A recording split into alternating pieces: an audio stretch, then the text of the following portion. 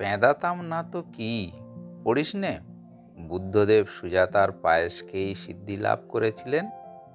খালি পেটে থাকলে কখনো কি বুদ্ধি খোলে? ও, আমি আবার কাকে এসব বলছি? তুই তো আবার ইতিহাসে ডাল। বলে নে যা খুশি।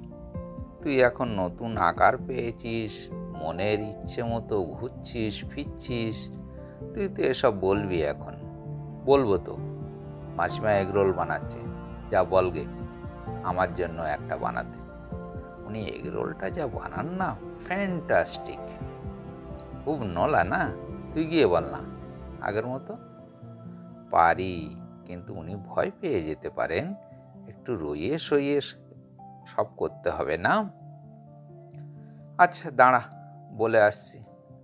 এই হাঁদা, আবার আমার নাম করিস না যেন। আচ্ছা ঠিক আছে, কোথাও যাবি না কিন্তু, চুপচাপ এখানে বস। কিটো দৌড়ে রান্নাঘরে যায়। বরাবরের আদুরে গলায় বলে, ওমা, আমার কিন্তু খুব খিদে পেয়েছে, কম করেও 2টো এগরোল দিও আমাকে। কিটোর মা অবাক হয়ে গেলেন। ঠিক শুনছেন কিনা ডাউট হলো। আরেকবার জিজ্ঞাসা করে যখন একই উত্তর পেলেন, তখন তিনি এতটাই খুশি হলেন যে বলবার কথা নয়।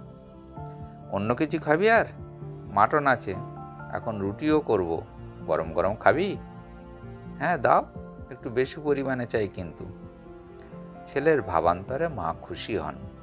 আচ্ছা যাও, হয়ে গেলে ডাক দিচ্ছি তোকে। কিটো ঘরে চলে এলো।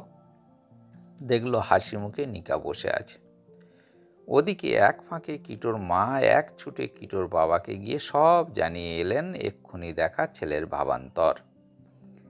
ছেলেকে আর সাইক্রিয়াটিস্ট দেখাতে হবে না গো, ও ঠিক হয়ে গেছে। হেসে হেসে খেতে চাইল এখন। কারণ শুনে বাবাও নিশ্চিন্ত হলেন, হাঁপ ছেড়ে বাঁচলেন যেন। এদিকে ঘরের ভিতর নিকা কিটো কত কথা বলে চলেছে, যেন ওদের একদিন নয় কতদিন দেখা হয়নি। কত কথা জমে আছে, বলে শেষ হচ্ছেই না। কিন্তু একটা বিষয়ে দুজনের কেউই কথা বলেনি, কি করে নিকা মারা গেল। কিটো ভাবছে নিকাই বলুক, আর নিকা ভাবছে দেখি কিটোর অঙ্ক বুদ্ধি কত, সমাধান করতে পারে কিনা। মার গলা শোনা গেল, চলে আয় বাবা, খাবি আয়, সব রেডি। কিটো উঠল, খাবারগুলো এক এক করে ঘরে আনলো, দরজাটা আবার ভেজিয়ে দিল। তারপর আর কি, আগেও যেমন খুনসুটি চলতো খাবার সময়, এখনো তেমনই চলছে ওদের মধ্যে। যেন নিকার মৃত্যুই হয়নি, যেন গত রাত থেকে যেসব ঘটনা একের পর এক ঘটেছে সেগুলো আদৌ ঘটেনি, সব স্বপ্ন, সব মিথ্যে।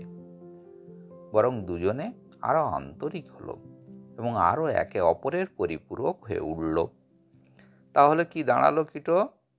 মন দিয়ে পড়বো, কিন্তু যখন ডাকবো তোর আশা চাই। আচ্ছা আসবো। মনে থাকবে নিকা? থাকবে, ভুলবই বা কেন? কাল থেকে স্কুল যাবি? নিশ্চয়ই, তবে সাথে সাথে তোর মৃত্যুর রহস্য বের করবই। একা একা পারবি?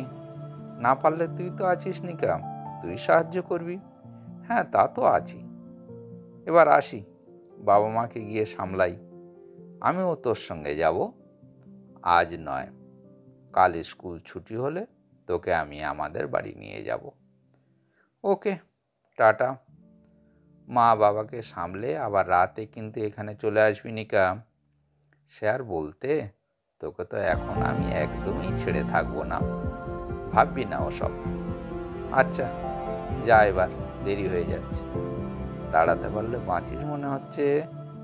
হ্যাঁ, ওদের সামলে তাড়াতাড়ি ফিরবি কিন্তু। আচ্ছা বাবা, যাচ্ছি। নিকা এসেছিল ধীরে, কিন্তু বেরিয়ে গেল ঝড়ের গতিতে।